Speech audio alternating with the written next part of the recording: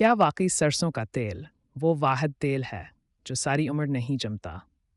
क्या वाकई ये फालिज, दिल के दौरे और मर्गी जैसी बड़ी बीमारियों से बचा लेता है? और क्या वाकई हथेली पर सरसों जमाना इसीलिए मिसाल बनी? आज हम हकीकत जानेंगे, रवायत भी, सच भी और साइंस भी। आप देख रहे हैं इल्म हुकमत की बातें और मैं हूँ हाफिज नूर मोहम्मद। चलिए शुरू करते हैं। हिस्सा रायत और अवामी यकीन। हमारे देहातों में सदियों से सरसों के तेल का इस्तेमाल हो रहा है। बालों में लगाया जाता है, मालिश के लिए इस्तेमाल होता है, पकवान में भी डाला जाता है और लोग यकीन रखते हैं कि ये जिस्म को ताकत देता है, सर्दी से बचाता है और कुव्वत मुदाफ़ियत बेहतर बनाता है।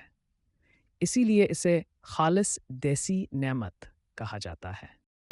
असल हकीकत क्या है?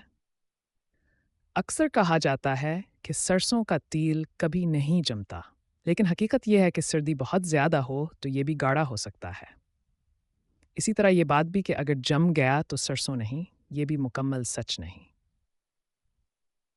ये मौसम ये मौसम, दर्जा हरारत और तेल की क्वालिटी पर मुनहसर होता है।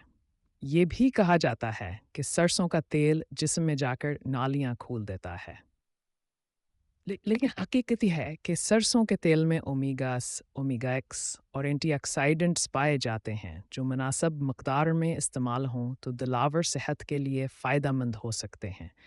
लेकिन ये कहना कि फालज, मर्गी, दिल का दौरा कभी नहीं होगा, ये 100% दरस्ता दवा नहीं है। इलाज हमेशा डॉक्टर की हिदायत के मुताबिक होना चाहिए। मालिश के लिए बेहतरीन, जिस्म के दर्द में आराम, सर्दी में जिस्म को गर्म रखता है। खानों में मुनासिब मकदार में इस्तेमाल फ़ायदे दे सकता है। अचार महफूज रखने में अहम किरदार अदा करता है, इसीलिए सदियों से लोग इसे इस्तेमाल करते आए हैं। लेकिन याद रखें, ज़्यादा मकदार में इस्तेमाल नुकसान भी दे सकता है। कुछ लोगों को एलर्जी भी हो सकती है।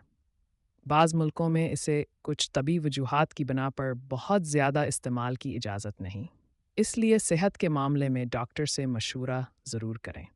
सरसों का तेल एक नेमत है, लेकिन इसे जादुई इलाज ना समझें। अक्ल के साथ, इल्म के साथ, एतदाल के साथ इस्तेमाल करें।